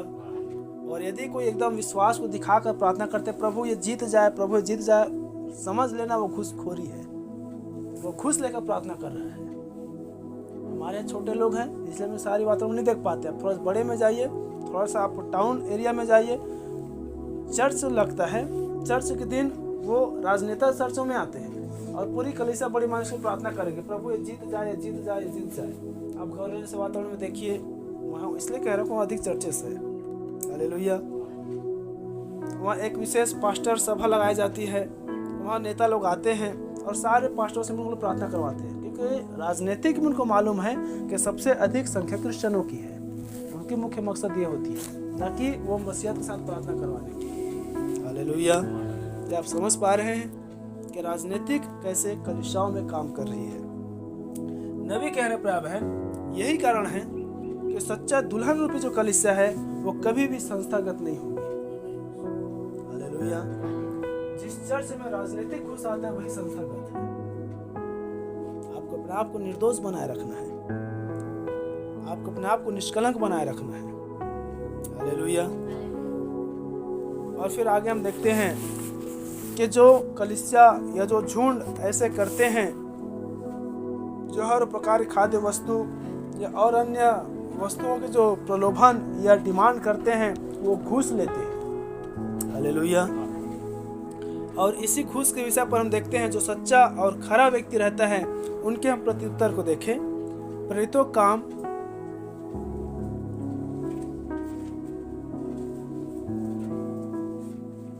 उसका 1 अध्याय 17 पद से लेकर 19 पद तक। बस थोड़ी समय और युवा तो हमें गिना गया और इस सिकाई में सहभागी हुआ।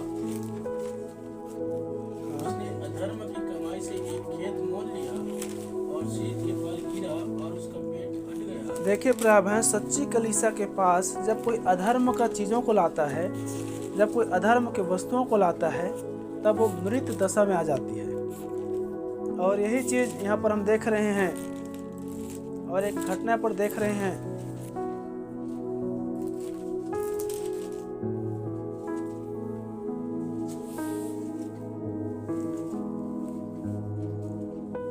हाँ पढ़े। पेट फट गया और उसकी सब अतड़ियां निकल पड़ी। इस बात को यरूशलेम के सब रहने वाले जान गए, यहाँ तक कि उस खेत का नाम उनकी भाषा में पड़ गया। देखिए यहूदा जिस चांदी के सिक्का पर यीशु मसीह को पकड़वाया था और उसी सिक्का को उस झुंडों पर लाया गया, तब वो कहने लगे कि हम तो इनमें गिना गया और इस सेवकाई में भागी हुआ। उसने अधर्म की कमाई से एक खेत मोल लिया, सिर के बल गिरा और उसका पेट फट गया, उसकी सब अतड़ियाँ निकल गई। इस बात को यरूशलेम के सब रहने वाले जान गए, यहाँ तक कि उस खेत का नाम उनकी भाषा में हकलदमा अर्थात लहू का खेत पड़ गया। हालेलुया। देखिए जो चीज गलत चीजों से, गलत कामों से, गलत रीति से आता प्रिय बहन, वो लहू लगा हुआ वो दाम होता है, याद रखिए। हालेलुया। एक और हम घटना को देखते हैं इसी मत्ती सुसमाचार और उसका 27 अध्याय उसका 3 से लेकर 8 पद तक। देखिए घूस की बातें हो रही है यहाँ पास, कैसे लोगों ने घूस ले रहे हैं।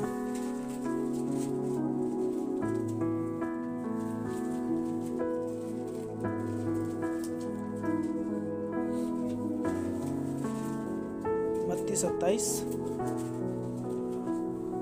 3 से 8। जब उसे पकड़वाने वाला यहूदा ने देखा कि वह दोषी ठहराया गया है, हाँ। तो वह पछताया और वे 30 चांदी के सिक्के आने जगहों पर आदमियों के पास मुझे लाया और कहा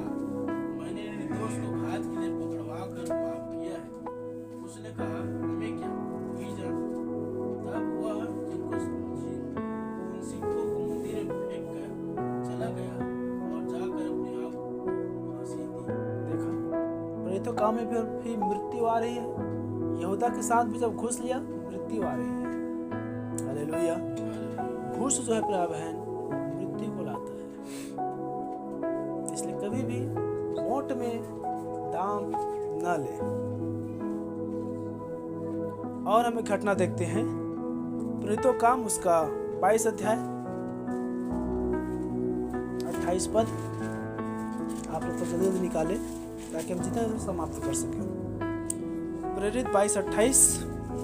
यह सुनकर पलटन के सरदार ने कहा, मैंने रोगी होने का पद बहुत रुपये देकर पाया है। देखिए पौलुस को जो अधिकारी हमें कह रहे हैं कि हमने रोमी होने का पद को रुपये देकर पाया है। कोई भी प्रिय बहन ये जो पद है, प्रतिष्ठा है, उसको रुपये देकर या रुपये लेकर बनाया या दिया नहीं जाता है। तब पौलुस कह रहे हैं, उन बातों सिखा रहे, तुम तो रुपये देकर लिए हो, लेकिन मैं तो जन्म से रोमी हूँ। हालेलुया। क्या वही घटना है? देखिए घूस से मृत्यु आती है, घूस से कोई पद कोई प्रतिष्ठा खरीदा नहीं जाता है। हालेलुया। एक और घटना उसी 8:15 से 24। एक और व्यक्ति आता है और उस अधिकार को रुपये और पैसा लेकर वो लेना चाहता है। 8 अध्याय उसके 15 पद से लेकर 24 पद तक। उन्होंने जाकर उनके लिए प्रार्थना की कि पवित्र आत्मा पाए। देखिए यहाँ पर एक घटना घट रही है। जब शेष प्रेरितों ने बपतिस्मा दिए तब उनके लिए हाथ पर रखकर वो जाकर प्रार्थना कर रहे हैं ताकि हाथ रखने द्वारा पवित्र आत्मा को पाए। और ये सारी घटनाओं को एक समोन नामक व्यक्ति देख रहा था, क्योंकि वह अब तक उनमें से किसी पर न उतरा था। क्योंकि अब तक उनमें से किसी पर न उतरा था। उन्होंने तो केवल प्रभु यीशु मसीह के नाम में बपतिस्मा लिया था। हाँ, तब उन्होंने उन पर हाथ रखे और उन्होंने पवित्र आत्मा पाया। याद रखें ये भी एक संदेश है कि सिर्फ यीशु मसीह के नाम की बपतिस्मा लेने से पवित्र आत्मा नहीं मिलती है। वो दया करके कभी इस विषय पर देखेंगे। हालेलुया। तो कलीसिया इस बात के धोखे में न रहे, मैं तो बपतिस्मा ले चुका हूँ, मैं तो जल का स्नान कर चुका हूँ, मैं तो पवित्र आत्मा पा गया हूँ। धोखे में नहीं। ये देखिए उस पर पवित्र आत्मा न उतरा था क्योंकि वो तो सिर्फ अभी समय यीशु मसीह के नाम की बपतिस्मा ही लिया था। आगे जब शमौन ने देखा कि प्रेरितों के हाथ रखने से और ये सारी घटनाओं को एक समौन नामक व्यक्ति है वो देख रहा है कि प्रेरितों के हाथ रखने से पवित्र आत्मा का दान किया जाता है। तो उनके पास से रुपए लाकर कहा। तब उन शेष प्रेरितों के पास वो रुपये लाकर वो बातों को कह रहे हैं, यह अधिकार मुझे भी दो। ये जो अधिकार है कि तुम्हारे प्रार्थना करने से प्रभु सुनता है, तुम्हारे प्रार्थना करने से पवित्र आत्मा मिलता है, मैं तुम्हें कुछ रुपया पैसा देता हूँ, अधिकार तुम मुझे भी दे दो कि जिस किसी पर हाथ रखो वो पवित्र आत्मा पाए। जिस किसी पर मैं हाथ रखूं पवित्र आत्मा पाए। पतरस ने उससे कहा, तेरे रुपए तेरे साथ नष्ट हो। तब पतरस उस समौन पतरस कह रहा है कि तुम्हारे रुपया तुम्हारा पैसा तुम्हारे साथ वो नष्ट हो जाए, क्योंकि तूने परमेश्वर का दान रुपए से मोल लेने का विचार क्योंकि तू परमेश्वर का दान को मोल लेने का विचार कर रहा है। थोड़ा सा रुक जाए फिर हम आगे और इसी में जाएंगे। देखिए यही कारण है प्रिय बहन, जिस प्रकार समौन उन कामों को देख रहा है कि प्रेरितों की प्रार्थना प्रभु सुनता है और वो जैसा सुनता है, जैसा वो बोलते हैं वैसा वो करते हैं। और वो रुपये लेकर प्रेरितों के पास जाकर उस चीज़ को पाना चाहा। आज भी कलीसियाओं में देखिए राजनीतिक जो है उनको मालूम है कि प्रभु के दास लोगों का प्रार्थना प्रभु सुनता है और यदि मैं रुपये लेकर जाऊँ, मैं प्रार्थना करूँ, इलेक्शन में जीत जाऊँगा। और यही कारण मैंने आरंभ में कहा कि जब कोई राजनीति, जब कोई प्रतिनिधि जब खड़ा होता है वो हाथ जोड़ता है, जब वो जीत जाता है हाथ हिलाने लगता है। कभी भी आपको वोट से खड़ा होने से पहले हाथ आपको उठा करते हुए नहीं देखेंगे। इसका मतलब क्या है? मैं भी हाथ जोड़ रहा हूँ, मैं भी प्रार्थना करवा रहा हूँ। यदि वही अधिकार मुझ में यदि आ जाए, वही यदि आशीष मुझ में आ जाए, तो मैं जिस किसी पर हाथ रखूँ वो भी, अब जब वो जीत जाता है उसी का मतलब हमें आवश्यकता हो पाती है, या अब उसकी जो सामर्थ्य पावर जो अधिकार है अब वो जनता के अधिकार में बन जाता है। अब वो समझ पा रहे हैं जो मैंने शुरुआत में कहा कि राजनीतिक नेता वोट पड़ने से पहले वो जनता के अधिकार में होता है, वोट पड़ने के बाद जनता उसके अधिकार में चले जाता है। हालेलुया। ताकि जिस किसी पर मैं हाथ रखूं, जिस किसी पर मैं हाथ रखूं वो पवित्र आत्मा पाए। हाँ, पतरस ने उससे कहा, तेरे रुपए तेरे साथ नष्ट हो। सच्चे विश्वासी पास्टर कलीसिया वही है प्रिय बहन जो राजनीतिक नेताओं को कह सके कि तुम्हारे रुपये तुम्हारे पास रहे, तुम्हारा प्रलोभन तुम्हारे पास रहे, तुम्हारे वस्तु तुम्हारे पास रहे, क्योंकि तूने परमेश्वर का दान रुपए से मोल लेने को विचार किया। देखो तुम्हारे रुपये तुम्हारे साथ नाश हो जाएंगे कि तब परमेश्वर के दान को तू रुपये से मोल लेने का निर्णय किया है। सावधान हो जाए प्राइवेट कलीसिया। हालेलुया। धोखे की वस्तु, धोखे की लालच, धोखे की सामान, धोखे की खरीदारी, धोखे के लाभ से आप सावधान हो जाए, क्योंकि समय इलेक्शन का है। इसलिए प्रभु कह रहे हैं मत्ती 24 में, कौन है मेरा सेवक, कौन है सच्चा दास, मेरे लोगों को समय का भोजन खिला सके। आपके पास ये समय का भोजन आ रहा है। इसलिए नीति वचन कहता है कि अवसर पर कहा हुआ वचन क्या है, सुहावना होती है। आपके लिए अवसर पर वचन आया था कि आप पाप के भागी ना हो, आप पाप से छूटे जाए। हालेलुया। एक और वचन अय्यूब 15:38। देखिए मेरे पास वचन का लेख बहुत अधिक है, लेकिन हम थोड़े समय समाप्त करने जा रहे हैं, इसलिए मैं बस अंतिम वचन खुलवा रहा हूँ। अय्यूब 15:38 को निकाल लिए।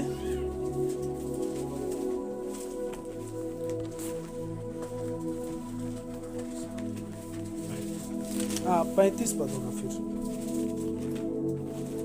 उनको उपद्रव का गर्भ रहता और वे अनर्थ को जन्म देते।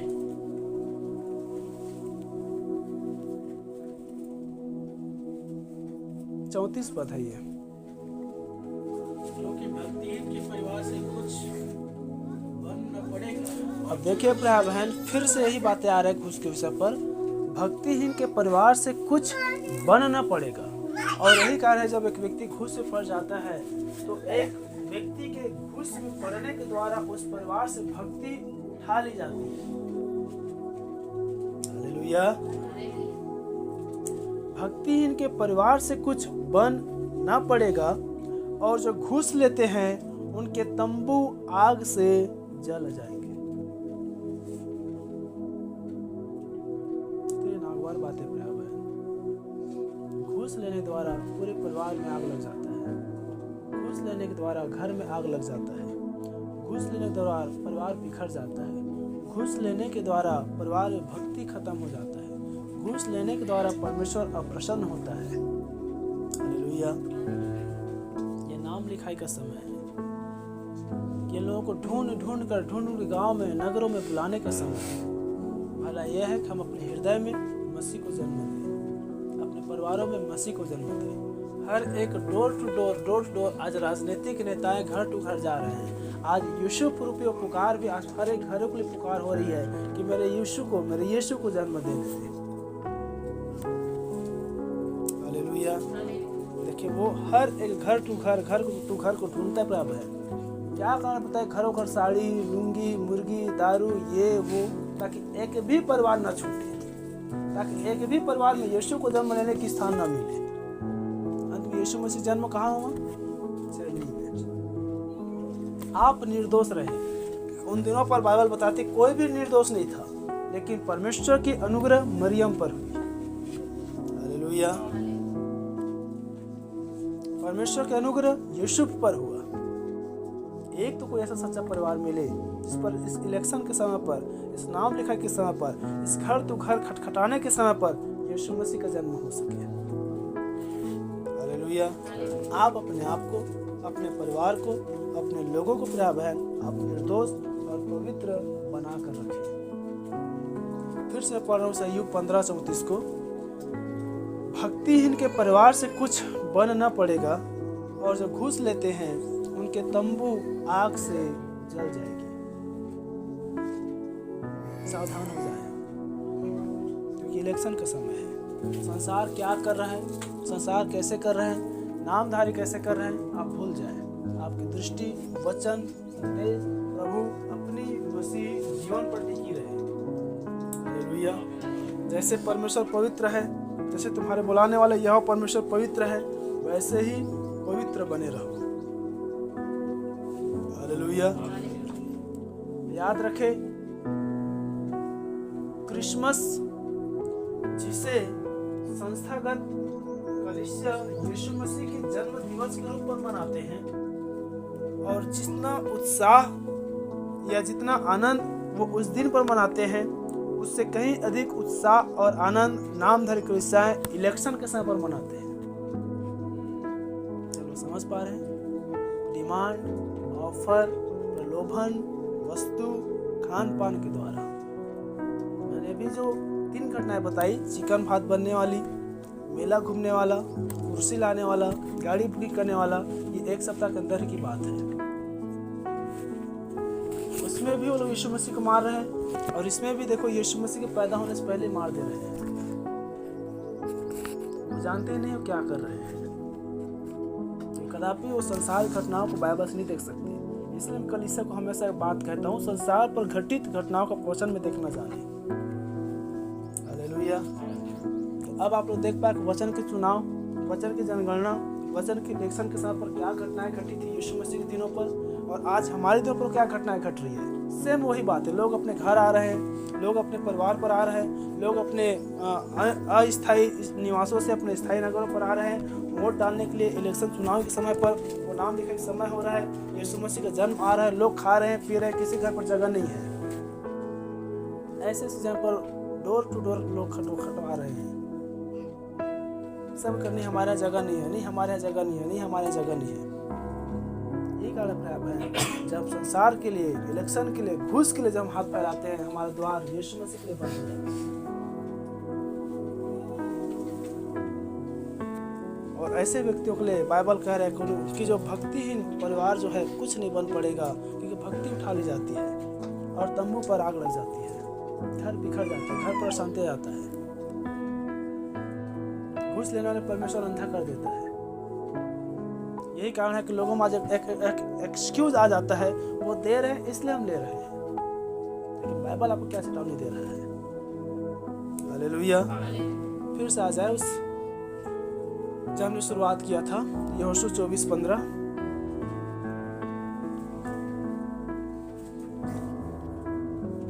देखिए हर वो घटनाएं प्रभाव है, हर वो बातें आज पूरी हो रही है।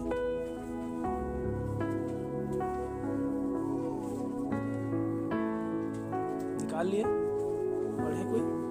और यदि यहोवा की सेवा करनी तुम्हें बुरी लगी, तो आज चुन लो कि तुम किसकी सेवा करोगे।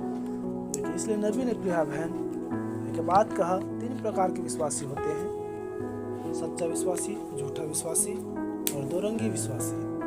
बाइबल कह रही है यहोशू द्वारा, तुम आज चुन लो किसकी सेवा करोगे। यदि तुम्हें परमेश्वर यहोवा की सेवा करना बुरी लगे, आज तुम चुन लो कि तुम किसकी सेवा करोगे। चाहे उन देवताओं की जिनकी सेवा तुम्हारे पुरखा महानद की, देखिए चाहे उन देवताओं की जो तुम्हारे पुरखा करते थे, जो तुम्हारे पुरखा लोग घूस लेते हुए आ रहे हैं, तुम वैसे घूस लेना चाहते हो, तुम वैसे जीवन जीना चाहते हो, वैसे ही करना चाहते हो, चाहे वो आत्मिक पूर्वज हो, शारीरिक पूर्वज हो, चाहे आपके नामधारी कलीसिया पूर्वज हो। चलो इलेक्शन के समय पर घूस लिए है, कुर्सी लिए, कोई दरी लिए, कोई डग लिए, कोई खाना पाना लिए है, कोई और अन्य चीज लिए, कोई टेंट लिए, कोई और किसी प्रकार की वस्तु को लिए है। क्या तुम ऐसा करना चाहते हो? आगे, और चाहे एमोरियों की देवताओं की सेवा करो, चाहे मेरियों के देवताओं की सेवा करना तुम्हें अच्छा लगे, जिनके देश में तुम रहते हो, जिसके देश में तुम रहते हो। परंतु मैं तो अपने घराने समेत यहोवा ही की सेवा नित्य करूँगा। परंतु मैं तो अपने घराने समेत यहोवा परमेश्वर की सेवा नित्य करूंगा। हालेलुया। आज आपके लिए एक चुनाव का समय प्रयाब है। ये इलेक्शन रूपी चुनाव प्रयाब है, वास्तव में राजनेताओं के लिए चुनाव नहीं है, ये आपके लिए चुनाव का समय है। इलेक्शन उसके चुनाव का नहीं है, आज चुनाव आपका है। आप कैसे जीना चाहते हैं, आप कैसा रहना चाहते हैं, आप किसको चुनना चाहते हैं, आप कैसे को चुनना चाहते हैं। हालेलुया।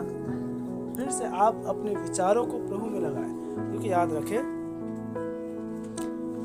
ठीक हम इस विषय पर मैं छोड़ रहा हूँ बातों को, बस मैं ऐसे बोल रहा हूँ कि जो राजनेता होते हैं बहन, ये जो पद अधिकारी होते हैं, वे भी परमेश्वर की ओर से ठहराए हुए होते हैं। याद रखें, क्योंकि नीति वचन में आए हैं 16:4 को निकाल ले।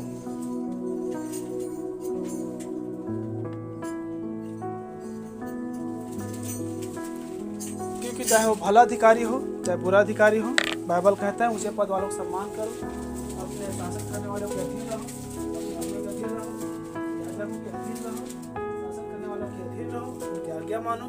और यही कहा कि नबी ने भी कहा कि अपने गवर्नमेंट की बनाए हुए रूल और नियम के अधीन रहना चाहिए, तो उसके अधीन रहना है। फिर नीति वचन पर और बहुत सारी जगहों पर लिखा है कि चिट्ठी डाली तो जाती है, निकलना यहोवा की ओर से होता है, लेकिन दुष्ट ने ऐसा काम के कुछ चिट्ठी पत्री और थप्पा को निकालकर आज यूएम मशीन को ला दिया है, जो एक तरफा वोटों की ओर जाता है। ये स्पष्ट है। निकाले को नीति से 16:4। यहोवा ने सब वस्तुएं विशेष उद्देश्य के लिए बनाई। और देखिए, जो दुष्ट नेता है परमेश्वर से दुष्ट भोगने के लिए बनाया है, और जो धर्म काम करता है, जो अच्छे नेता है परमेश्वर से धर्मी बना किया है। यहोवा ने हर एक वस्तुओं को उद्देश्य के बनाया है। दुष्ट को भी विपत्ति भोगने के लिए बनाया। देखिए, दुष्ट को भी परमेश्वर ने विपत्ति भोगने के लिए बनाया, इसलिए कदापि प्रयाब है। क्योंकि देखिए, ये तानाशाही युग है, ये क्रूरता का युग है।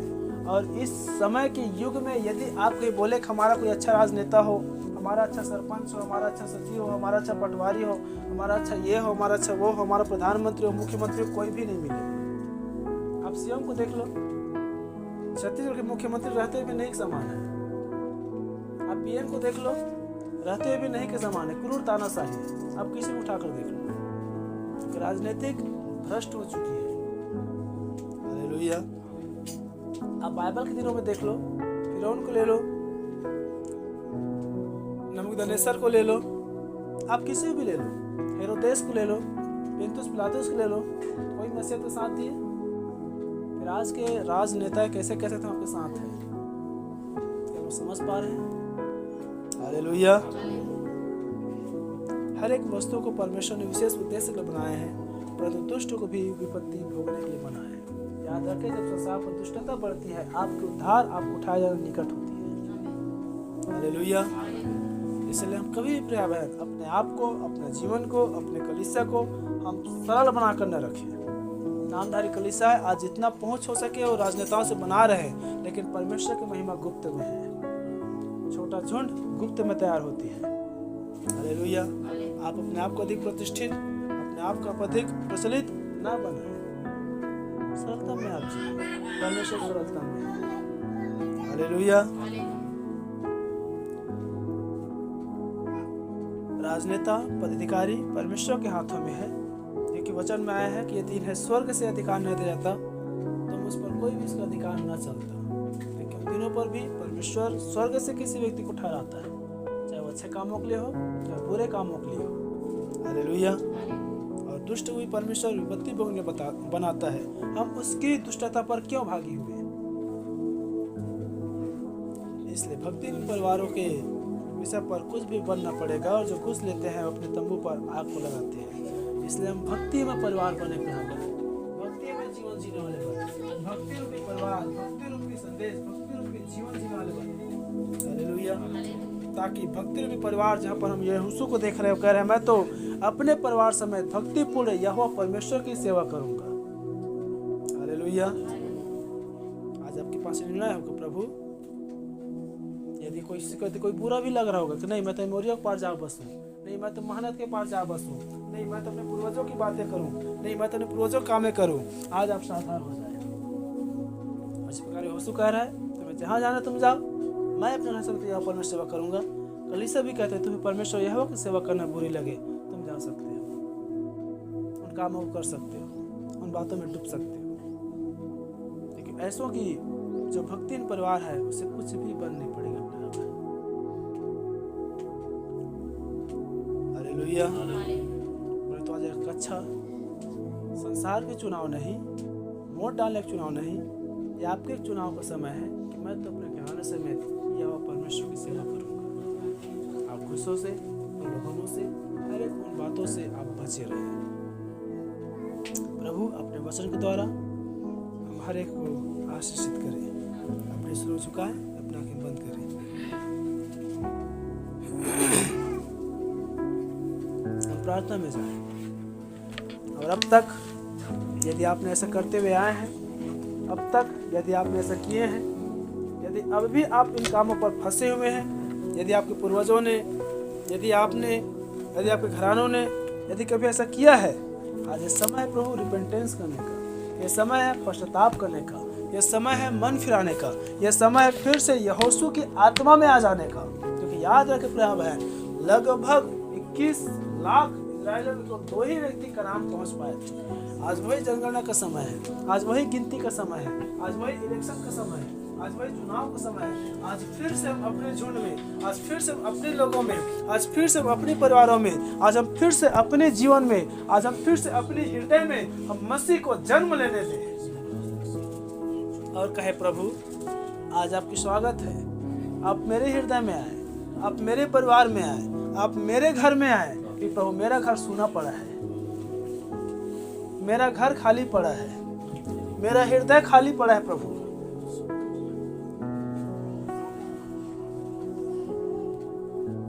हे मेरे स्वामी, आपकी बड़ी दया को चाहते मेरे पवित्र आत्मा,